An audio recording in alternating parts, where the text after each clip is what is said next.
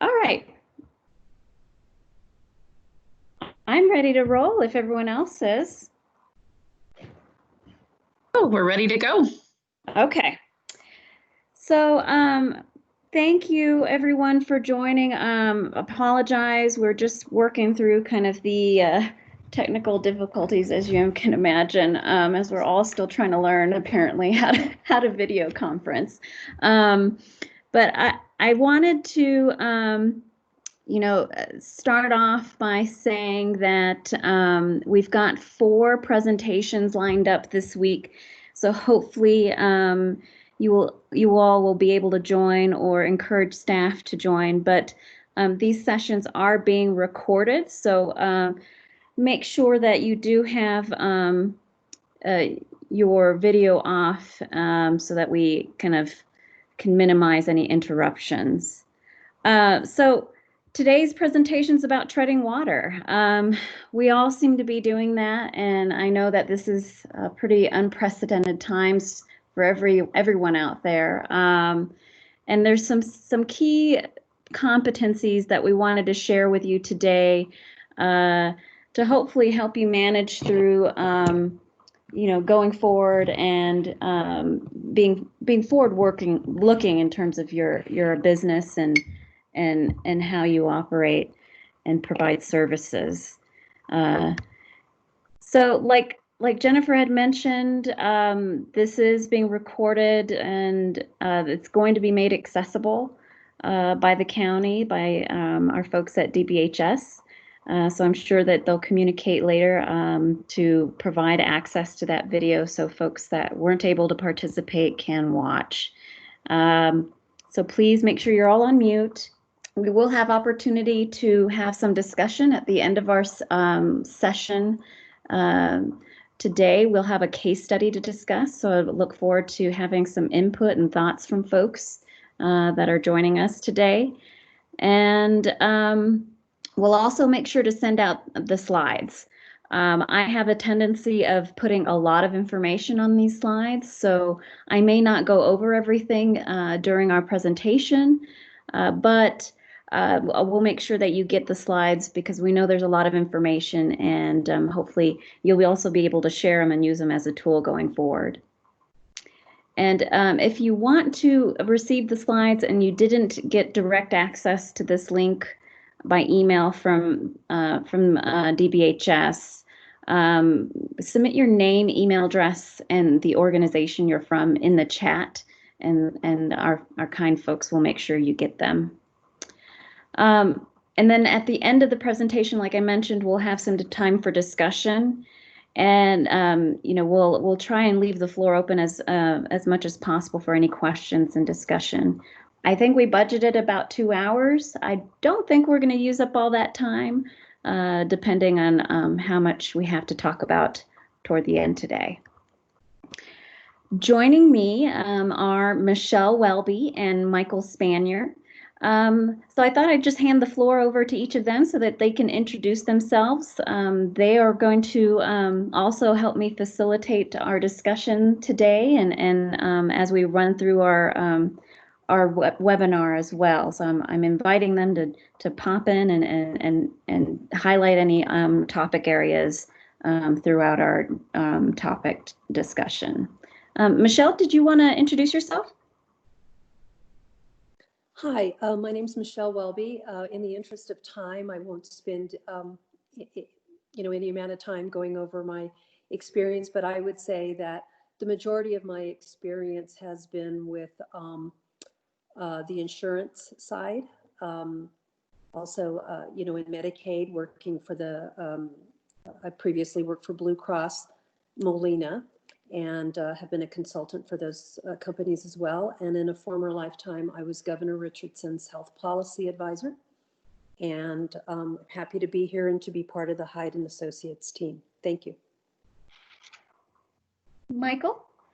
Yeah, good morning. My name is Michael Spanier, and a good deal of my experience has been in the government, public sector, both on the local level with counties, consulting work with counties, but I've also done some work on the national level, behavioral health and senior services. I'm a former cabinet secretary of the Aging and Long-Term Services Department, and glad to be here and bring my perspective to the fore this morning. Thanks for joining us. Really appreciate your joining us. Thank you. All right, thank you. So on our agenda today, we have just a short primer on New Mexico Medicaid managed care. We've had quite an evolution, and I just want to bring folks up to speed that aren't quite as familiar with our managed care system. And for some of you, it's going to be a little bit of review. But after that, we're going to dive into some of the administrative capabilities that I believe are key for you to be able to move forward in this environment. And then we'll talk about sustainability, and then we'll have a case study discussion toward the end. So let's talk a little bit about our managed care system. Our Medicaid program, and like all other states, is a joint federal and state program, and it's funded federally through a what they call an FMAP, or which is a matching dollar from the federal system into Medicaid, as well as our state general funds. And so Medicaid, as you see, funds some particular, so there's particular focus nationally on low-income families, pregnant women and children, as well as supplemental security income.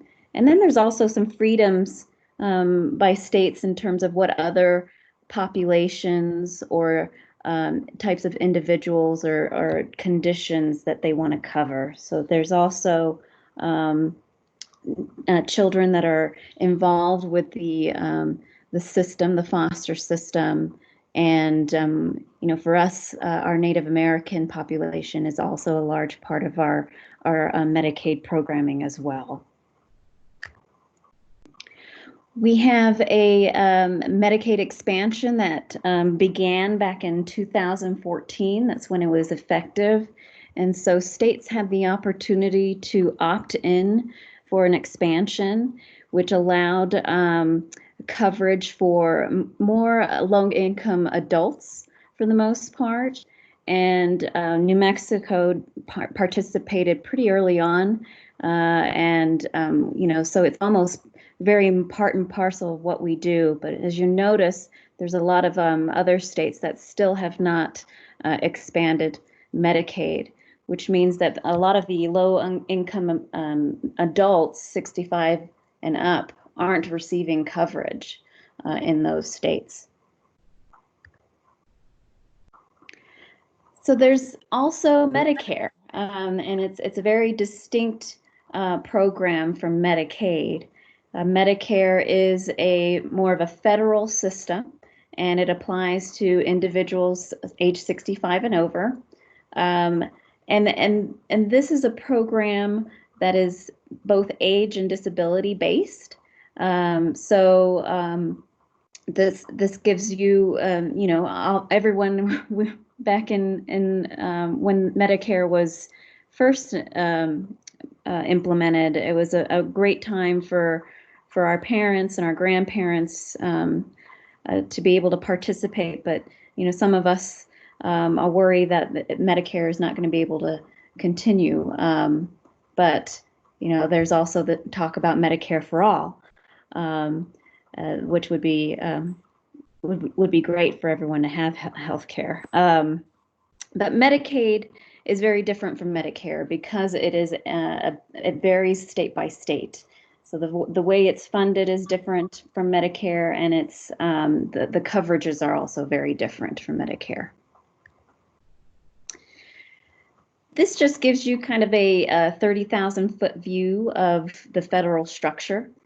This is the Department of Health and Human Services, and the division that Medicare and Medicaid services operate out of CMS, are from DHHS. And then we also have SAMHSA, the Substance Abuse and Mental Health Services Administration, operated out of that department, and HRSA. So all three of those operating divisions are under DHHS. New Mexico is a little different. We have a program, our department, health, the Human Services Department, which is where behavioral health services are operated from, whereas we have a separate Department of Health, and these are executive agencies. So they operate out of the executive branch, and have oversight from the governor and their office. We also have a Behavioral Health Planning Council, and this is a part of our collaborative structure, which is a statutory structure in our state of New Mexico. And it was created back in 2000 and used as a policymaking and administrative body for behavioral health services.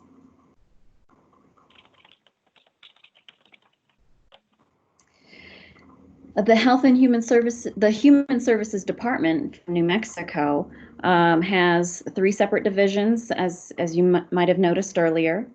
The Medical Assistance Division, that's our Medicaid department. And so they work closely with our Behavioral Health Services Division to develop and operate our Medicaid managed care program in the state. We are in a time where we are operating a system in New Mexico called Centennial Care 2.0.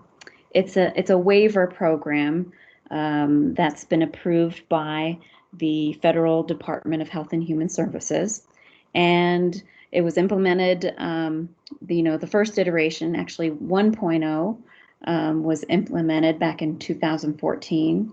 We're now in a second iteration of that program, and this is our managed care system. So this is what our MCOs operate under a contract for, and it's Blue Cross Blue Shield of New Mexico, Presbyterian and Western Sky.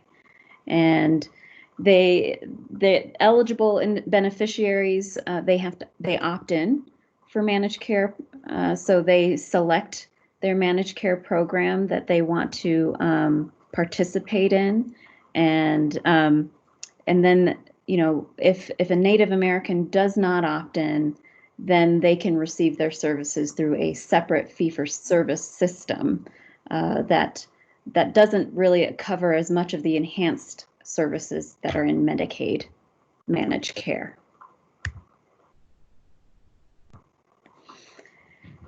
We have a lot of eligibility groups that are covered in New Mexico. New Mexico is, I would say, about 40% of our population is eligible for Medicaid. We have among the highest rate of Medicaid eligible individuals, residents in the nation, and so it's not surprising that we would also have several eligibility groups that we cover, because we just have so many varying degrees of target population and individuals that need these Medicaid health coverages and services. There's still a lot of populations that are excluded from Centennial Care. So you'll notice that many folks that don't have full benefits under Medicaid, they may have coverage under Medicare, or they are just not qualified because they have too much income, or they are disabled working individuals, and so they're not eligible for Medicaid managed care or Centennial Care programming.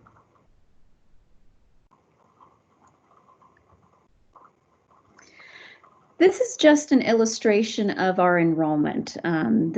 These are numbers from 2009, but I thought they were still helpful to present in terms of giving you a sense for where are our folks being enrolled. So when we look at a comparison of Blue Cross Blue Shield with Presbyterian Health Plan and Western Sky, you can see kind of the differences in enrollment. Although probably today Western Sky's enrollment is a bit higher because they're a relatively new managed care entity in our state. So imagine they have a little bit higher enrollment, but comparatively they're still have a lot less as when you look at the enrollment with Presbyterian or Blue Cross. This is our fee-for-service enrollment. So these are folks that are not enrolled in managed care or in an MCO. And you'll see that, that approximates about maybe 60 to 70,000 or more that are getting a full benefit under fee-for-service. And then we also have folks that are partial benefit fee-for-service participants. So Centennial Care 2.0 includes behavioral health, long-term care, and physical health. And a lot of the big to-do about this program when it first was implemented was the fact that it carved in all these services into one place. Before we had a separate entity, about 7 years or so, we had a separate behavioral health management organization. And now it's all carved in as a part of this full service array. And, behavioral health is becoming a bigger deal. I mean, folks are, realizing the greater impact it has on an individual's health. And we also now have national parity law that's particularly important as behavioral health is elevated in a place that that's being recognized, and rightly so, in terms of someone's holistic health and toward wellness. These are the contracted entities. So I've mentioned these before. There's also Falling Colors, which is more of an ASO or an administrative services organization. And Falling Colors is involved with managing more of the non-Medicaid dollars. So there's some general fund dollars that each department puts aside that are not Medicaid related, that like CYFD for children, some additional BHSD dollars, and even NMCD, which is our corrections department, has funding that are not Medicaid related dollars. This is just another illustration of that. It does mention value-added services. So Michelle, I thought maybe that would be a place where you can kind of describe value-added services and how the managed care entities are responsible for that. Hi, value-added services are not funded by HSD. The MCOs are required to provide these. HSD must approve them. And it is the one area, if you will, amongst the MCOs where they can be a little competitive. It's kind of their marketing tool, if you will. They can present it when they're doing enrollment meetings. So some of the ones that you'll see that have been around for a long time are a traditional healing benefit for Native Americans, where they can get a stipend for, healing ceremonies. Western Sky had some interesting, really creative ones when they came in. They paid for Boys and Girls Club memberships, I think up to $50. They paid for GED support to get a high school diploma. Other ones include that all three of the MCOs do are a lot of extra benefits for pregnant women. things like if you take a prenatal class where you're going to deliver, we'll give you a car seat or a safety helmet or a portable crib or things like that. But HSD must approve them. Sometimes they have a dollar limit. An example of that would be, I think last year in 2019, for populations who are homeless, if they had to recover from a surgery, they could get a hotel voucher. But after a certain amount of money was used up, I want to say something like $100,000 or $150,000, then the benefit cuts off. Each of these are in, you'll see this later, but if you want to know what the value-added services are, they're on each MCO's website. They change year to year. So if you've got a member that you, or client that you think has got a great benefit, it may not be the one for next year. Thanks, Michelle. So those are also another benefit behind, you know, a managed care enrollment for a beneficiary. I think the value-added services are helpful, but of course they're not uniform across these managed care organizations. All right, so let's talk about what we're really here for: organization, administrative capabilities.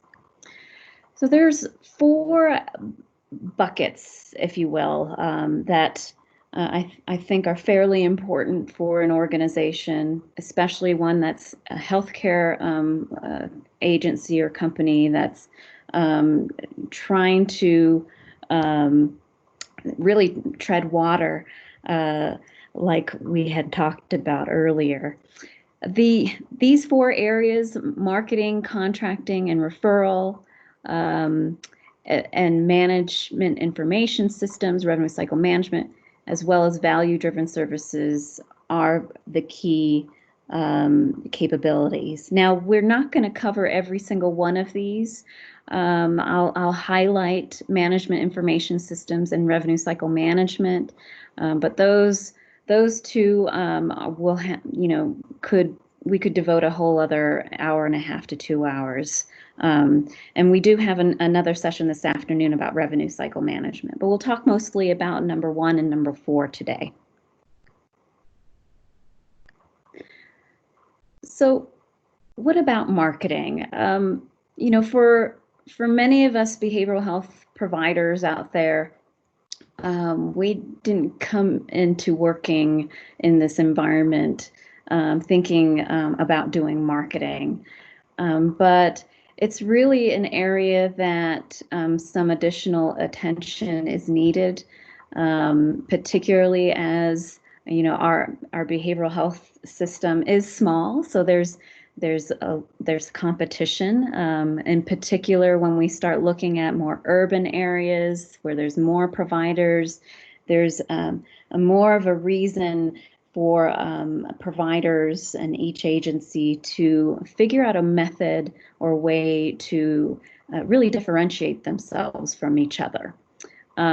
So the way we do that is by looking at our market and mapping it out, figuring out, gosh, what kind of geographic reach do we currently have or do we want to have? What kind of health plan enrollment is available? That's what mapping is about. And then we look at strategy.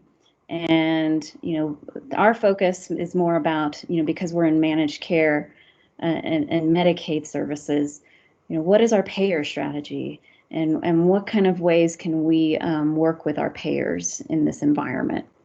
And then we'll look into performance metrics and some ways that we can focus in on or hone in on some particular metrics in support of our strategy and our programming.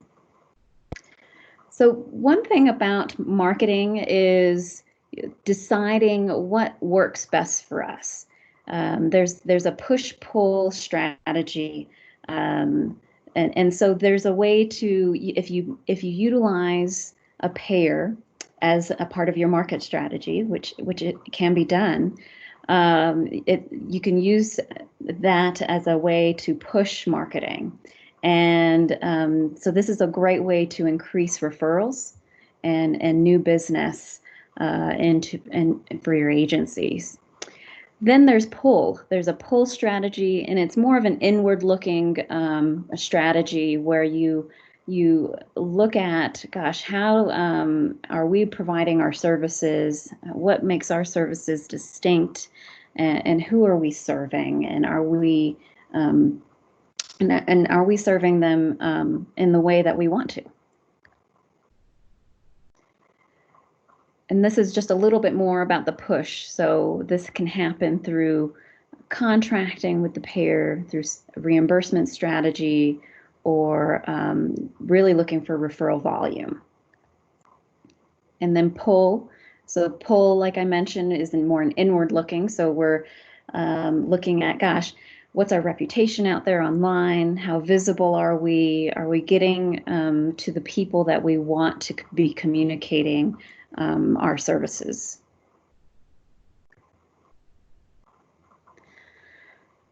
So in that vein, then we decide, well, how do we improve our market positioning? And then if we're not satisfied with how we're currently receiving referrals or getting the consumer base that we want, maybe we need to position ourselves a little differently. And so how do we do that? And so these are just some questions that we could ask to get a closer a magnifying glass, if you will, on what we're doing. So one of the ways that payers operate, and when we contract with them, is through a tiered network system. And this is becoming much more prevalent in our system now. With managed care, our payers are looking at how do we tier our providers that are participating in our network, so that you may have heard of specialty networks or centers of excellence, and so this is a way that it could be used as a tool even for providers to get grouped into a tier that elevates, whether it's your service or more awareness of your agencies out there. And it encourages some value-based benefit design. So more organizations are looking toward, how do I get a step up and develop my, my services in a manner that can meet a value-based and performance measurement structure. And of course, those are really effective. These tiered networks are more effective in more urban and more populated areas where there's more organizations or agencies available and choice. So how do we gain our market share? One of the things that we can prepare for as we do outreach with our MCOs is develop our action plan. And what is it that sets you apart in terms of your elevator speech? What is the first thing that you want a managed care entity to think of when they think of your agency? And what is it that you can offer as a partner? Because the more we engage in this system, this managed care environment, the more we have to think about partnership potential and what kind of capacity we have to be a partner and manage our own systems so that we're ready for a value-based reimbursement methodology. So when we evaluate ourselves in terms of readiness, what does that mean for my organization in terms of our ability to change? And how quickly can we change?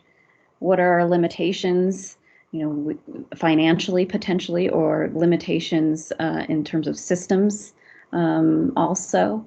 And the other thing to consider is, will it impact our mission?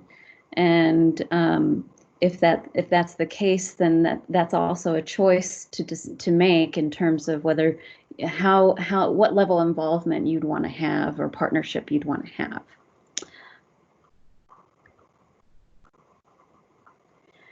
Value-based reimbursement. So this is a list of many alternatives that are out there in terms of how you could pursue a value-based structure. I won't go into all of them, but fee-for-service is the most prevalent and more well-known, because that's what we're all kind of operating on, especially when you first get started, when you contract with a managed care entity or an insurance company payer. And then, the next step up in terms of leveling up from fee-for-service is a pay-for-performance and quality metrics methodology. And I think that's becoming more prevalent in our areas of the state. And then, depending on how advanced you are, as many are probably already involved in some shared savings or risk types of arrangements as well. And I believe there are some pilots out there that are currently operating in a value-based setting.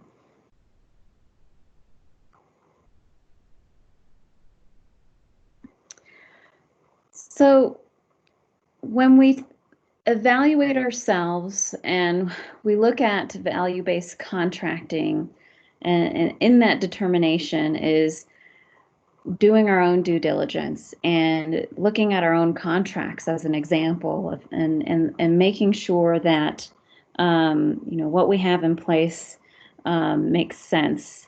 And as we pursue that value-based contract, we want to make sure that we are defining our operational terms, that we're very clear, and we have some baseline data measures in place. There's also a hold harmless phase that's also common in these arrangements, particularly as you are talking about a partnership. There's some give and take in terms of some being able to ramp up in terms of your services and piloting a value-based program. And of course, there's dispute resolution, and sometimes I call these arrangements as kind of like your prenup to your relationship, just because you also want to make sure that there's an established method of dispute resolution if anything arises. So when we are getting ourselves prepared to meet with a managed care entity and pursue a partnership, some of the things we have to demonstrate are our competency in managed care. And so when you're in Rome, you do as the Romans do. You adopt some of their language. You review your own policies and procedures, and you demonstrate friendliness toward MCO, managed care, ways of doing things, I suppose, to simply put it. So this means even looking at your own intake processes and how do we do like a utilization review? How do we incorporate utilization review into our own processes and procedures, and establish ourselves as in terms of our discharge and aftercare planning that meets the level of care expectations set forth not only by the managed care entities but also by HSD. So contract implementation is after you've met and you've agreed upon a value-based method and program, we implement. And the ways we do that is by operationalizing and making sure that folks have the right tools So arming our intake staff with our payer products, the names of those products, the plans and their benefits, how to verify for those services, making sure that your intake department is up to speed, and incorporating level of care criteria into your clinical review processes, and education. I mean, it takes a lot of education, and so and it's cross departmental. So it's not only just your intake, but also your clinical teams, your billing staff, and many of us have to wear multiple hats. So how do we make sure that we are conscientious of that, and implementing systems that are efficient too?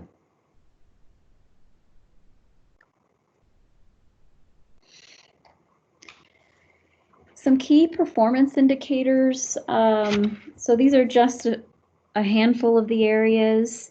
If we look at practice management as example, there's establishing indicators about how many appointments you've booked and what type of appointments you're booking, and by day or by week, how many are being seen, and how many are no showing. I mean, that's a KPI that can be incorporated as a part of this potentially.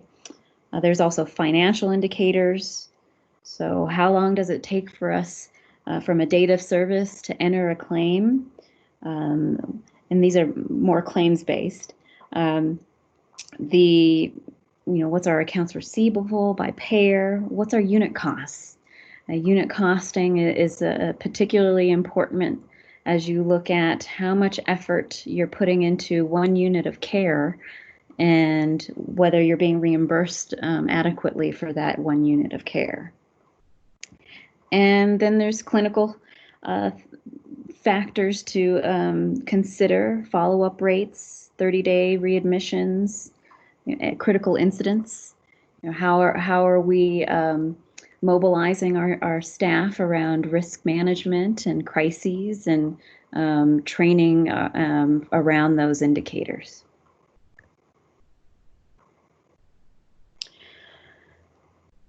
So after we've looked at marketing ourselves and preparing for value-based reimbursement, or contracting with and partnering with an entity like Blue Cross or Presbyterian, then we make sure that our management information systems are well established, and do we have the right tools? And there's just a myriad of technologies out there that folks are currently using, that there's new stuff coming out every day, especially since we're now all working virtually. So there's a lot of more virtual or mobile infrastructures that are being put in place. So these are just an example of some systems that you could tap into. Revenue cycle management is especially important. I think it's something that maybe not very many organizations pay enough attention to. And we'll have a full-length training on this afternoon. But these are the basic steps behind a revenue management cycle that are particularly important as you are doing, especially with fees for service, but also as you're doing more of a clinical oversight and management process, and charge capture and cost capture in your systems for value-based care. Pre-authorization. So how well are we managing our prior authorization, and if we have any? These prior authorizations, nicely and thankfully with parity, there's not as much prior authorization that's required, although there's still some for higher levels of care. And so if we're operating those kinds of facilities that are residential in nature, for example, We need to make sure that our prior auth and our utilization management of those services are clinically appropriate, and they're, you know, the most appropriate for the individuals that we're serving, and also cost effective.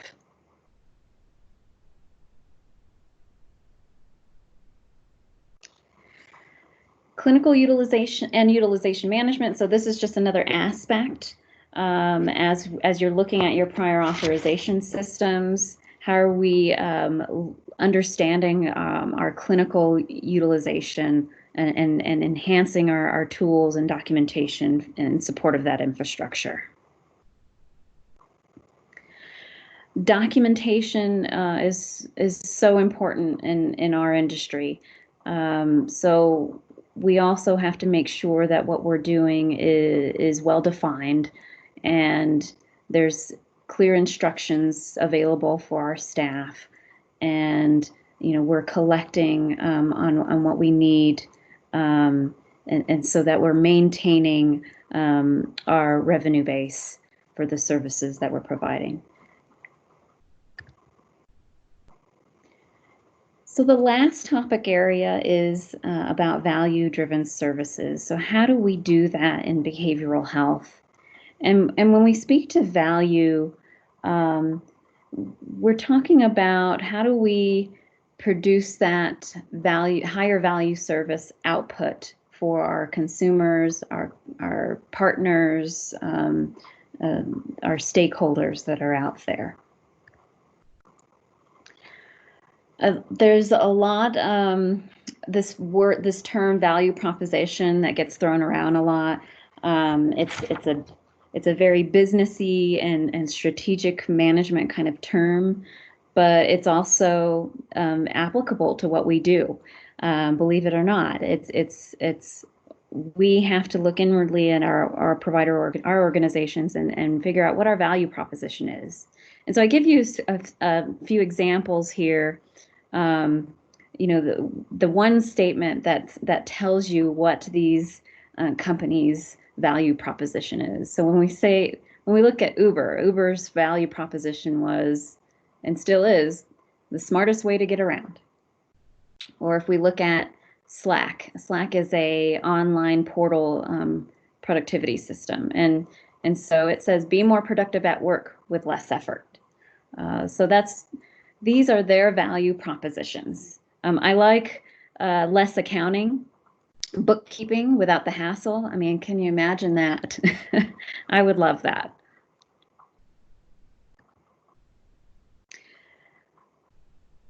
So when we look at like an Uber versus Lyft model, for some folks, they're very interchangeable. Gosh, I use Uber and I use Lyft, but when Lyft came into the market, they had to figure out what their value proposition was against Uber that was a little more established.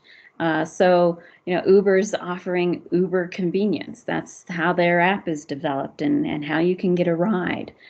So Lyft kind of took that very similar model, but they provided more of a step-by-step. So if their website, if you ever look at how they introduce their app and how they operate, Lyft is much more step-by-step, and it seems virtually identical, but Lyft has offered some key differences, not only just by offering a step-by-step overview of its ride experience, but Lyft also emphasizes the fact that you don't have to rate your driver, so there's no commitment on your end there, so you don't have to worry about rating anybody and feeling like you're being rated too. So that's how they're differentiating themselves in their value prop.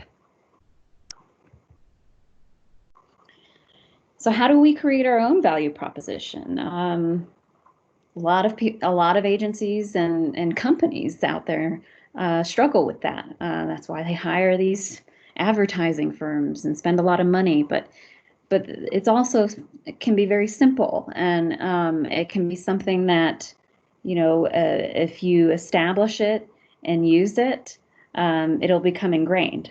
So, but it's looking at how does that value, how do you communicate that your value, your organization's value for your customers in one single statement? And so this list here is just kind of a guideline in terms of what a great value proposition is. So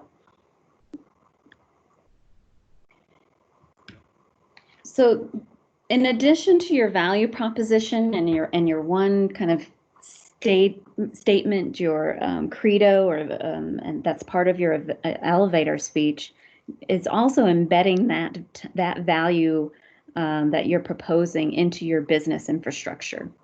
And so how do you incorporate what you believe is the customer's value into everything you do, not only through your system of care, your care model that you provide through referral on to discharge, but also elevating that value into and incorporating it into how you do business, whether it's through HR, how you use technology, how you procure. You don't have to be procuring equipment per se, but you could be or working with vendors and very many suppliers, but you could be procuring other services to augment what you currently provide.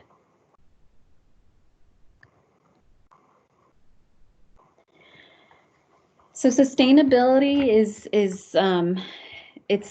it's tough, particularly when you're an organization that's relatively fledgling, and so you want to continue to grow, and with the current circumstances and what we're dealing with in the environment, with the emergency stay-at-home orders, gosh, how do we continue to sustain? And some of it does have to do with how we communicate our value in this environment.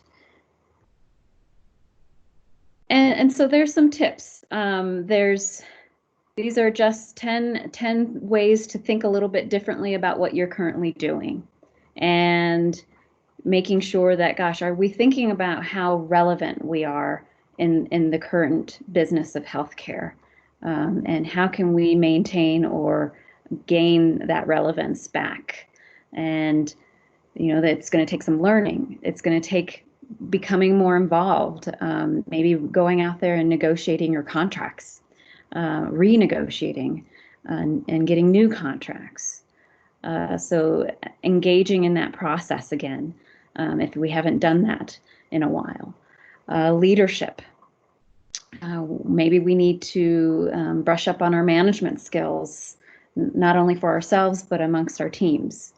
And in addition to that, technical skills. We're all learning the limits and bounds of our technical abilities working from home. And so how can we continue to develop that for our organization and our staff? So these are things that are trending out there, and when we look at financing for healthcare, this is obviously a moving target, especially now, and how the federal government and the state may be approaching new ways of funding services, in particular virtual care and telehealth, and so how do we stay on top of that trend? So knowing what our costs are is very important when we try to deliver value, because we want to make sure that our costs are, the expectation is that you provide high value and a low cost service in a value-based system. And so managing our total costs is particularly important and number one on that list. And then them being prepared to transition. More and more payers are moving in that direction toward value-based payment. When we look at Medicare, they're kind of the marker for that trend or change in Medicaid. And so Medicare is pursuing a lot of value-based models and programs, beginning with the ACO systems, the accountable care organizations that are being developed. So those are coming down the pike. And brick and mortar settings are becoming more prevalent, and obviously that scale has been tipped today, and so all of us, not only providers but the consumers out there, our clients, are figuring out how to access care through this virtual mechanism. And so there's, with a lot of this change and what's trending, we have to figure out how to tailor our services and really meet that kind of individualized need that's out there. There's a higher expectation from our consumers and our stakeholders that our services meet their particular needs. And so that one size fits all model, it's not it's not attractive anymore.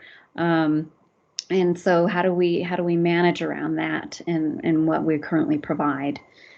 And so some providers and payers are figuring out that they need to vertically integrate. And the way that what vertical integration means is it's a hybrid kind of process, not only of partnership, but also putting their operations together and delivering more consumer-focused or those tailored services that are needed, and become more cost-effective at the same time.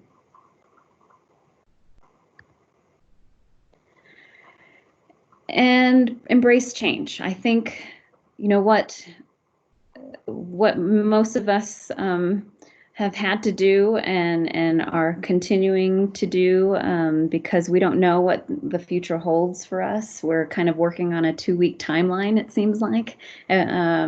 So how do we embrace that change and await for what it's going to look like on the other side of this national emergency?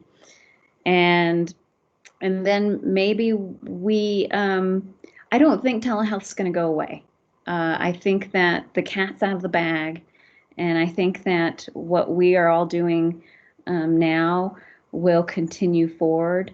You know, there may be a little bit more stricture put around what we're doing, but I think that there's going to be an expectation on the other side of this from our clients that may prefer their telehealth service now or their telephonic care and want to stick with it. So I think that's not going away. And, you know, all of us are being impacted differently, whether if we're also supporting our own healthcare professionals and first responders out there, my husband being one of them. And so how do we deal with the trauma that's happening? And maybe we, embrace that as our new reality and figure out how do we orient ourselves toward a solution for that. And so there's going to be it's a whole new world, and so the more prepared organizations that are being forward-looking and embracing for that change will most likely be able to sustain in this environment.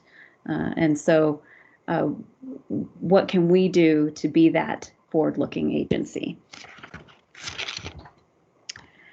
Okay, so that wraps the more didactic part of our presentation here, but I wanted to open it up, the microphones, if we can, for folks to chime in and talk about this case study.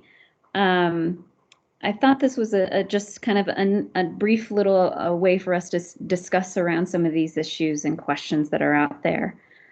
So take a moment and think on this. And I'll read it aloud in the meantime. We have a provider organization, ABC, and they're looking for ways to diversify their revenue sources beyond what they're currently contracted for, say with the counties. And they provide specialty behavioral health services. They want to pursue a partnership with Medicaid health plan and MCO. They're a nonprofit organization. They provide outpatient mental health and addiction treatment services for kids and families. So ABC wants to explore this value-based care arrangement. They want to they participate currently in meetings where they heard an MCO express that they're struggling with engaging youth with that have these comorbid chronic health conditions. They're being discharged from inpatient care and need case management.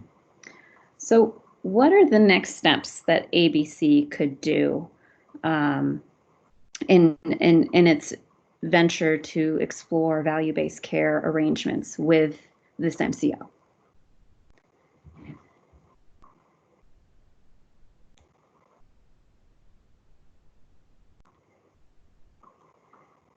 So I invite anybody out there to kind of be brave and what would be your next step? And if you're on mute, please unmute yourself so we can hear you.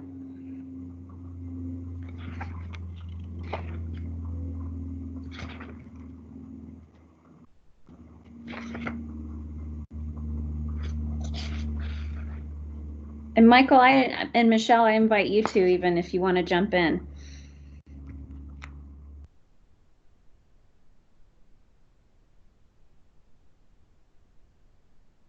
Hi, this is Michelle. Having been on the other side of the table, you know, the first step that I would take, excuse me, sorry, I've got allergies, is finding out, you know, setting up a meeting with the provider representative and finding out exactly, drilling down that statement that they're struggling with engaging youth. Does that mean that they're not showing up for services? You can't find them? Is there a physical co-condition that they're most concerned about? Is it cost? You know, what exactly is the MCO's need? So the first thing that I would do is take that 10,000 foot or 100,000 foot concern and drill it down into something that is understandable through asking a lot of questions of what the problem is in order to know if you can be part of the answer. Fantastic. Any other thoughts related to that? Well, and I don't know if you're gonna, you know, we're gonna talk about this later, but I would say from an MCO perspective, you kind of have to think about the ABCs that they're struggling with constantly. So they have contractual requirements that say, not only are, I mean, the MCOs don't say we want to get into value-based purchasing because they thought it was a fantastic idea. They were pushed by the regulators to do it. At the same time, they have about, I don't know, 300 other aspects of their contracts that they've got to fulfill in order to stay in good standing. And when you've got 2 or 3 billion on the table each year that you're getting paid, maybe that's a little high, but I would say Presbyterian, you know, that's probably a pretty true statement for a company that big. You know, you want help where you can get it in fulfilling everything. So keep in mind the things that you're doing well already if you want to enter into an agreement to do something specific. So if your organization has got a good track record that you've measured, that you do 7-day and 30-day follow-ups post-hospitalization for medication, or antidepressant medication adherence, you know, if you know that your clients are good at that, you also bring that to the table and say, in addition to us helping with this situation with your youth, may we please show you how well we do on this or that? And we would like that to be part of our value-based purchasing as well. So, you know, it's like a job interview. You know, you go in and you say, you know, you're looking for X, Y, and Z qualifications. Well, I can also bring to the table A, B, and C. So maybe as a preliminary, you know, really look at your own organization and say, what is it that we do really well in the behavioral health world? Because you may not think it, but if you're an MCO and you're trying to demonstrate HEDIS measurements to HSD, anytime that you've got a provider that is producing some good quality metrics, you want to enhance, you want to be aware of that, and you want to partner with them, and you want to financially reward them for that, so that they can continue to move the needle collectively.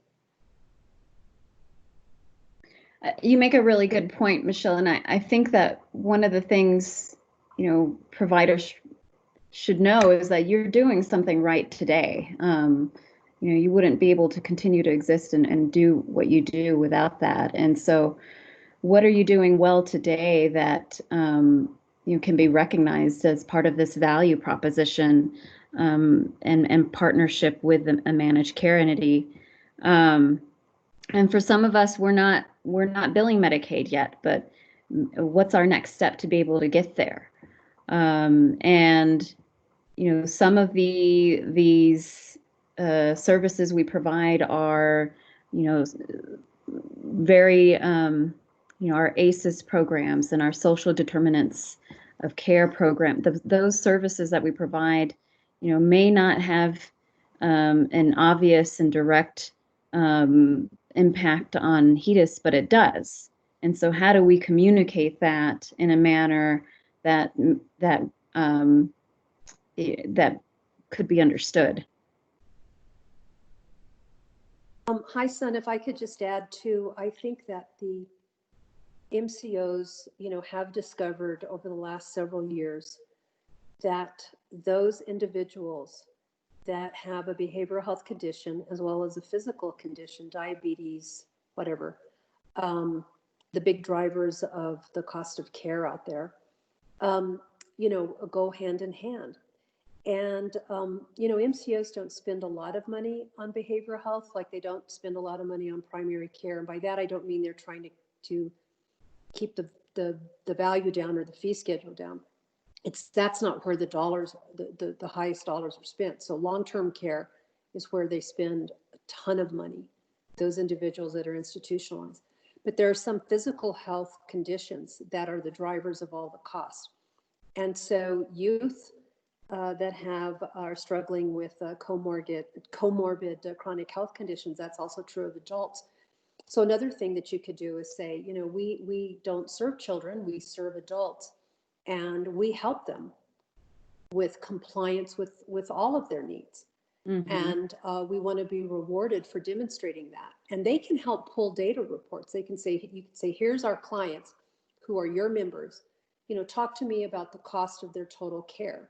And if I can help you control by getting them engaged in their behavioral health therapy or other services, I can help control their other conditions. Because emergency visits and hospitalizations are very expensive. And so I think that, again, to Son's points, think of your strength, but the cost drivers over at those MCOs are individuals with those chronic conditions. And again, data has demonstrated to them that those with behavioral health conditions cost more than those without. So you are the front door to help them controlling the total cost of care. Thanks for that perspective. And I think we lose sight of that because the behavioral health is a critical component of someone's wellness.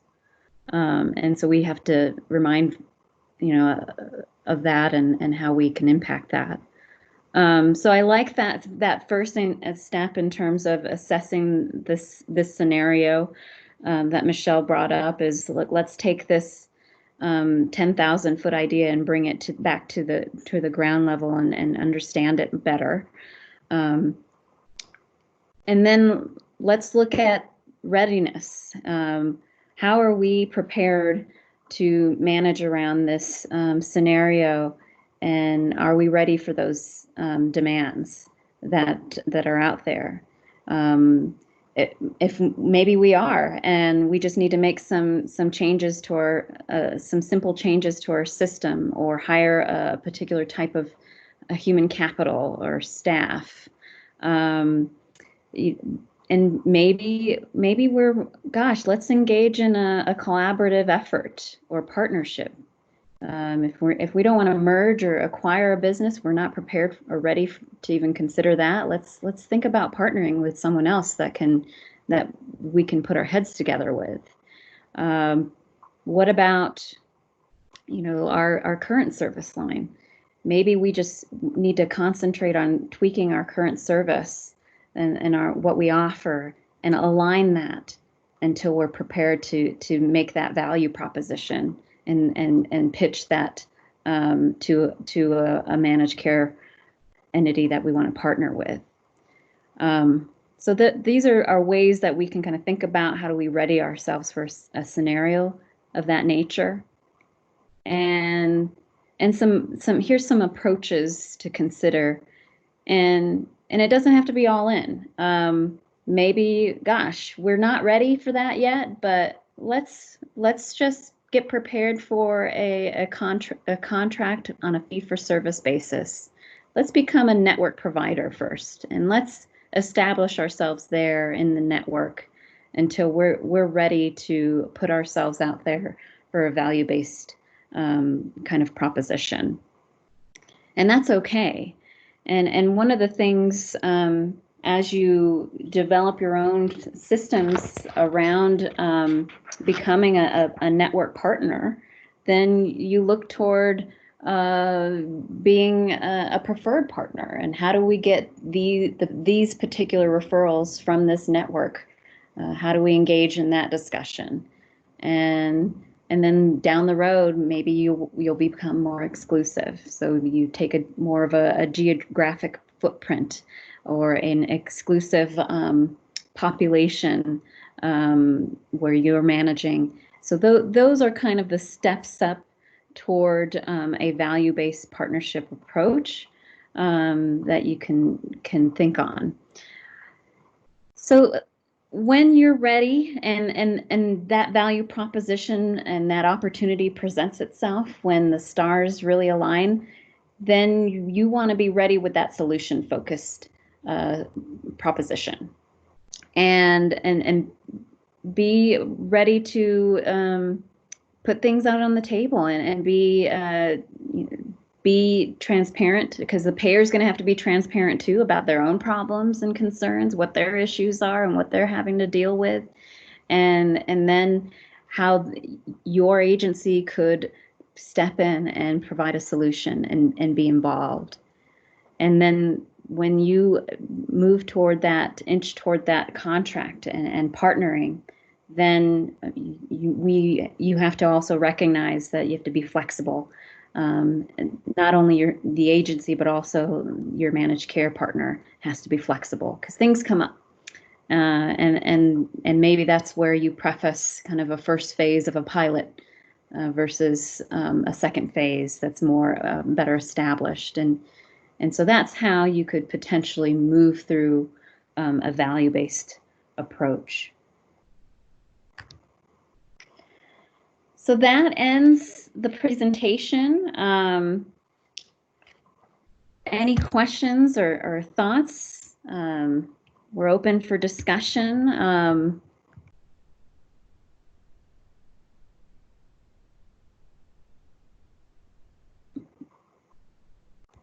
This is Jennifer. Please also feel free to type a question in the chat box as well if you prefer to do that.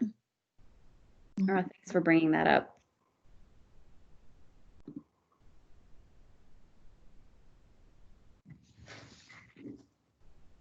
This is Bill. Can you hear me? Hi, Bill. Hi. A lot of us here on this call are nonprofits, and I wonder if you could just speak a little bit to the differences in negotiating these contracts that nonprofits might have to think about versus if we're a private entity. Well, I think that, so I think that there's not too much of a substantial difference, and I'll tell you why. I think that nonprofits also have to make a profit. That's how you survive. but you do something differently with those dollars in terms of the profit, right? Instead of in a for-profit model where there's a distribution share of that profit or the margin that comes out, you take that profit and you reinvest it into your organization, and you reinvest it not in your consumers and the clients you serve. So I don't think that there has to be that distinct of a difference, to be quite honest with you. So when you're looking at contracting, you have to talk about profiting, but you will use your profits very differently from, or maybe not so differently. Some LLCs probably will reinvest their dollars back into a service or expanding their services. So I don't want nonprofits out there to limit themselves in terms of that thought or that that process.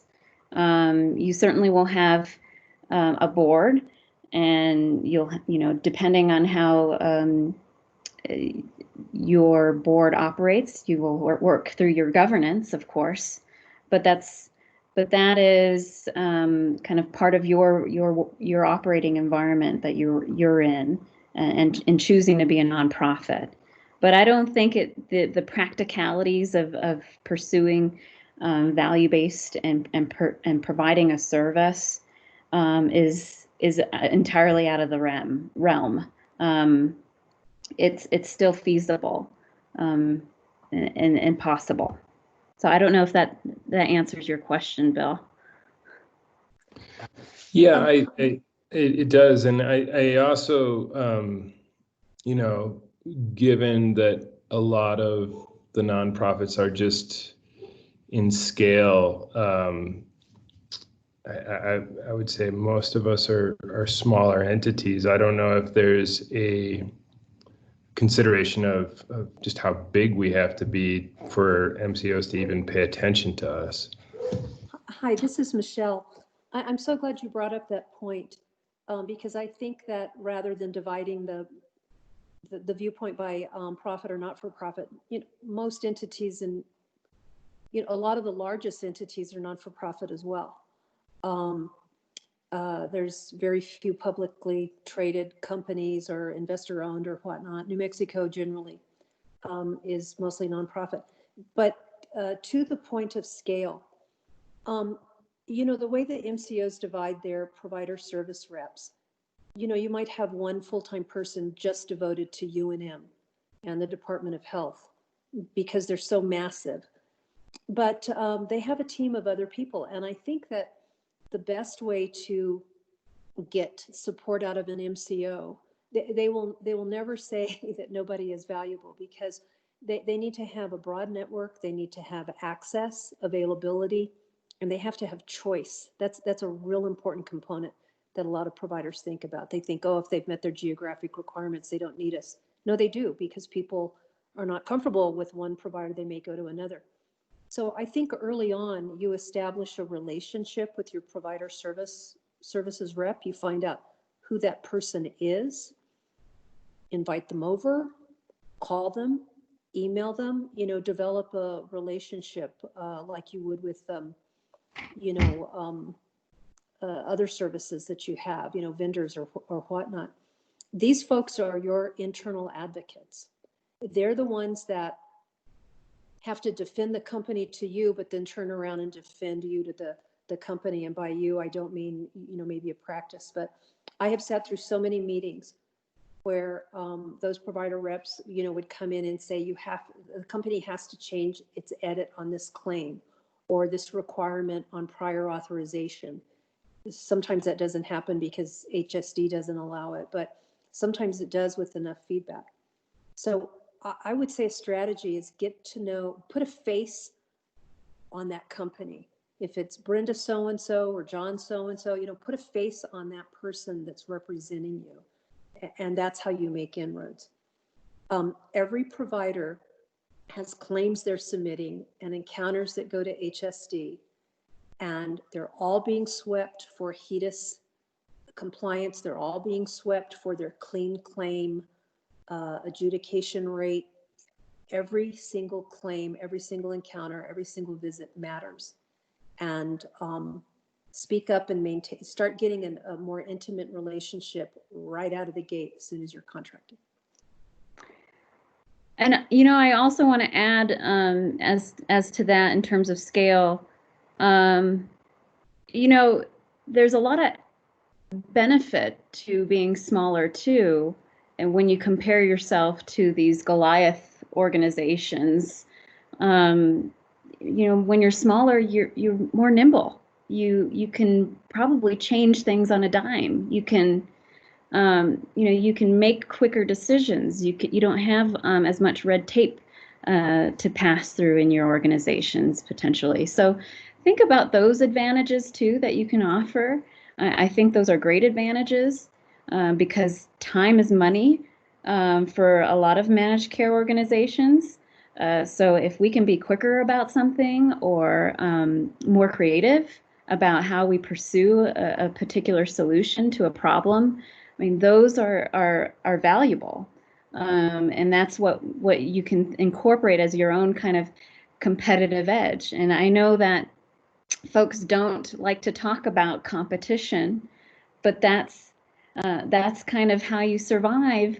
Even nonprofits have to differentiate themselves because you don't want to offer the same services that any other nonprofit. So how do you make that differentiation? And so what's your competitive edge or flavor?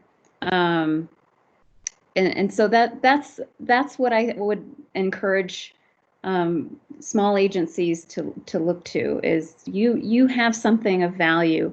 You got to, if you haven't figured that out, you got to rediscover it because there was a reason that you were brought up and established. And so finding that edge and you know, believing in it and putting it out there is really a good component and a first step forward with marketing.